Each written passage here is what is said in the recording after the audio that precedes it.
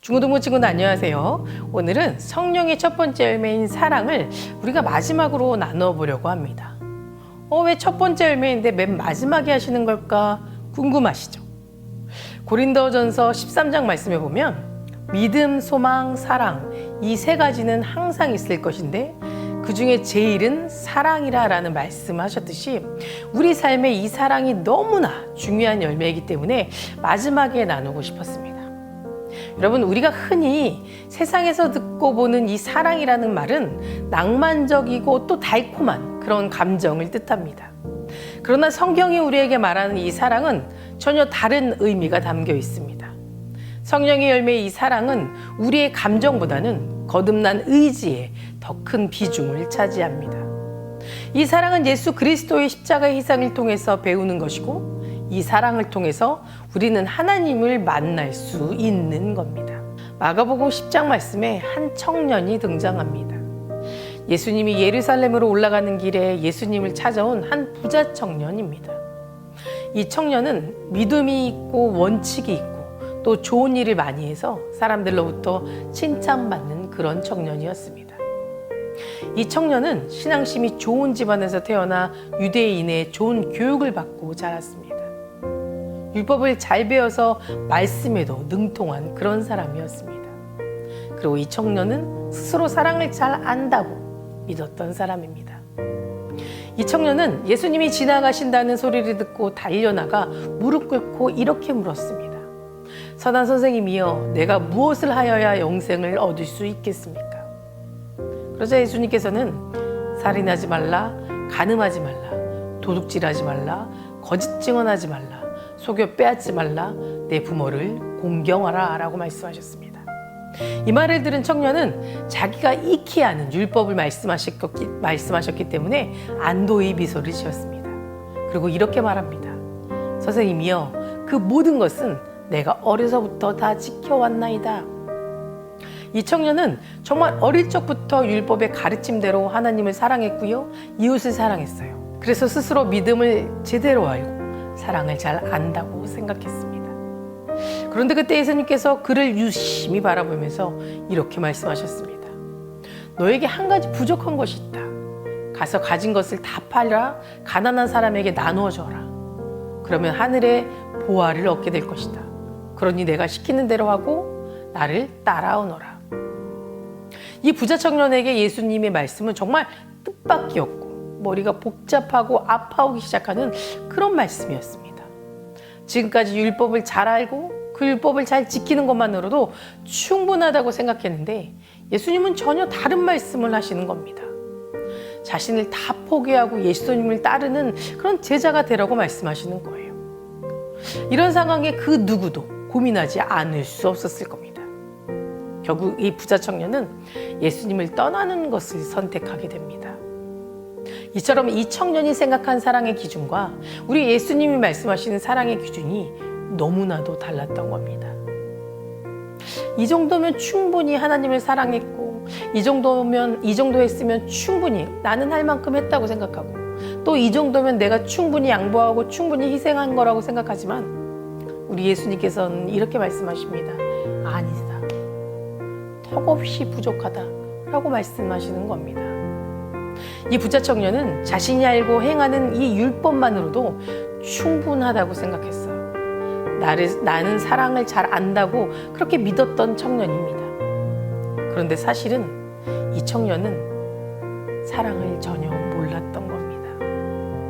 예수님이 생각하시는 그 사랑이 얼마나 큰 사랑인지, 그 사랑을 위해서 얼마만큼 희생을 지불해야 하는지 그 청년은 미처 알지 못했던 겁니다. 여러분 중에도 혹시라도 나는 이 정도 열심히 하면 됐겠지, 이 정도 희생이면 되겠지, 이 정도 양보했으면 됐겠지, 이 정도 용서하면 됐겠지, 이 정도 사랑했으면 됐겠지라고 생각한다면 여러분은 오늘 이 말씀을 기억하시기 바랍니다. 네가 사랑을 아느냐? 너의 사랑은 턱도 없이 모자란다. 여러분, 우리가 왜 예수님의 제자가 되기를 소원해야 되는지 아십니까? 왜 하나님을 닮기를, 예수님을 닮는 제자가 되기를 위해서 자신을 버려야 하는지 아십니까? 그 이유는 우리가 알고 또 우리가 행하는 모든 것들이 턱없이 부족하기 때문입니다. 세상 사람들의 기준은 자기 자신이지만 우리의 기준은 예수님이어야만 합니다.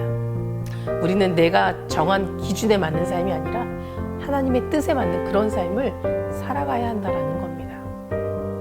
여러분이 정말 구해야 할 것이 있다면 그것은 바로 이 예수님의 사랑입니다. 우리가 예수님의 제자가 된다는 것은 예수님의 사랑으로 사랑한다라는 것을 말합니다. 우리는 내가 지금 예수님을 제대로 믿고 있는지, 예수님을 제대로 따라가는 제자인지 자신은 늘 점검하고 돌아봐야 합니다. 그렇다면 내가 주님의 제자라는 것을 사람들이 알아볼 수 있도록 하기 위해서 어떤 방법이 또 무엇이 필요할까요? 요한복음 13장 34절에서 35절에 그 해답이 정확하게 나와 있습니다. 새 계명을 너에게 주노니 서로 사랑하라. 내가 너희를 사랑한 것 같이 너희도 서로 사랑하라. 너희가 서로 사랑하면 이로써 모든 사람이 너희가 내 제자인 줄 알리라. 여러분, 주님이 우리를 사랑하신 것 같이 우리가 서로 사랑하면 됩니다. 즉, 주님이 우리를 사랑하신 그 사랑으로 우리가 서로를 사랑하면 이로써 모든 사람들이 우리가 주님의 제자인 줄을 알게 된다라는 말씀입니다. 예수님은 자신을 팔아넘긴 가룟 유다를, 그리고 자신이 불이익을 당할까봐 예수님을 저주하며 모른다고 부인했던 그런 베드로 같은 제자까지도 끝까지 사랑하셨습니다. 그러한 자들의 발을 직접 씻겨주신 사랑을 직접 행하셨습니다. 하나님의 아들이신 예수님이 그 모든 영광과 지위를 버리고 이런 인간들의 발을 씻기기까지 끝까지 사랑하셨다는 것은 세상에서는 찾아볼 수 없는, 우리의 상식을 완전히 뒤엎는 그런 사랑인 겁니다. 예수님이 이런 사랑을 베푸신 것은 그 사랑으로 우리를 구원하기 위함이고요. 그 사랑으로 구원받은 우리가 주님을 본받고 그분의 제자로서 그런 사랑을 하며 살아가도록 하기 위함이었던 겁니다. 우리는 우리가 사랑을 잘 안다고 생각하지만 하나님의 사랑은 우리가 생각하는 그 이상입니다. 우리는 때때로 누더기 옷을 입고 있는 탕자처럼 살아갑니다. 하나님 아버지가 없는 것처럼 살아가고, 때로는 하나님께서 맡겨주신 것들은 세상 가운데 다 탕진하고 버려두고 살아갈 때가 너무나도 많습니다. 조금도 주님의 옷과는 어울리지 않는 모습으로, 종의 옷으로, 거지의 옷으로 그렇게 살아갑니다. 여러분들이 어릴 적 모습을 떠올려 보시기 바랍니다. 아마 나만이 특별히 아끼고 좋아하는 그런 애착하는 인형이나 장난감이 하나쯤은 있었을 겁니다. TV에서 보니까 장윤정 씨의 딸 하영이가 이런 애착 인형을 가지고 있더라고요. 아기 때부터 이 인형을 정말 좋아해서 이 인형이 없이는 잠도 못 자고, 어디를 놀러 가도 꼭 이 인형과 함께 해야 하고, 눈앞에 보이지 않으면 안심을 못 한다고 합니다. 심지어 유치원에 가야 할 나이가 되었는데도 이 인형이 없다는 이유만으로 유치원을 가지 않으려고 떼를 쓰기도 했다고 해요. 이 하영이가 하도 이 인형을 좋아해서 물고 빨고 안고 살다 보니까 이 인형이 해지고 또 누더기가 되더랍니다. 여러분도 아마 어렸을 때에 하나쯤은 이렇게 소중하게 여겼던 애착하는 인형이나 물건이 있었을 거예요. 그런데 시간이 지나면서 그 물건들은 처음 가졌을 때의 모습과는 다르게 이 하영이의 인형처럼 아주 낡은 누더기로 변했을 겁니다. 하지만 그것이 낡았다고 해도 우리들은 여전히 그 낡은 누더기 인형을 사랑합니다. 왜냐하면 우리가 그 인형을 사랑하는 것은 단지 그 인형이 아름답기 때문이 아닙니다. 그 인형을 아름답게 바라보는 사랑이 있었기 때문에 그 인형을 사랑했던 겁니다. 인간에 대해 부정할 수 없는 것 중에 하나는 우리는 모두 이 누더기 인형 같다라는 겁니다. 흠이 많고 상처도 많고 여전히 죄 안에서 방황하는 그런 누더기 인형입니다. 그런데 이 누더기 인형과 같은 우리를 아무 이유 없이 사랑해 주시는 예수님이 계시기에 더 이상 누더기 인형처럼 살아가지 않게 된 겁니다. 우리가 어릴 적 낡고 해진 이 누더기 인형 그 자체를 사랑했던 것처럼 우리 예수님도 우리가 사랑받은 만해서 사랑한 것이 아니라 우리를 향한 사랑 그 자체로 사랑하면서 누더기 안에 숨어져 있던 아름다운 가치를 발견해 주셨던 거예요. 그분의 사랑이 우리를 사랑받을 만한 존재로 바꿔주셨다는 것을 여러분 잊지 말고 기억하시기 바랍니다. 사랑하는 중고등부 친구들, 그리고 우리 선생님들, 우리도 예수님처럼 사랑해 봅시다.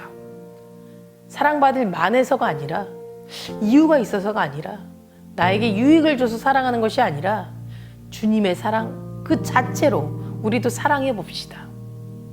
우리와 같이 누더기 옷을 입고 있는 사람들에게 그 속에 숨겨져 있는 아름다운 것들을 발견해 줄 수 있는 그런 주님의 자녀로 또 제자로 살아가시기를 간절히 축복합니다. 다 같이 기도하시겠습니다. 사랑과 내가 충만하신 주님 감사합니다. 오늘도 주님 앞에 나와 말씀으로 또 주님이 주신 사랑으로 주님 앞에 나아갑니다. 하나님께서 받은 너무나도 많은 사랑이 우리 삶에 있습니다. 그 사랑을 우리가 받기만 하지 않고 한없이 나눠주고 또 섬기며 살아갈 수 있는 우리 중고등부 될 수 있도록 도와주시옵소서. 아버지께서 아낌없이 우리를 사랑해 주셨는데 이 세상 가운데 우리가 무엇이 두렵고 또 무엇이 무섭겠습니까? 우리 인생이 누더기 인생처럼 살아가지 않도록 도와주시고 늘 사랑과 감사와 기쁨이 넘치는 삶으로 살아갈 수 있도록 지켜주시옵소서. 우리 아이들 매 삶 가운데 주님께서 동행하여 주시고 이끌어 주시길 믿습니다. 건강도 지켜주시고 지혜와 몽철도 허락하여 주시옵소서. 언제나 주님께서 우리 중고등부 아이들의 삶 가운데 또 이 예배 가운데 함께해 주시기를 간절히 소망하며 예수 그리스도 이름으로 간절히 기도드립니다. 아멘.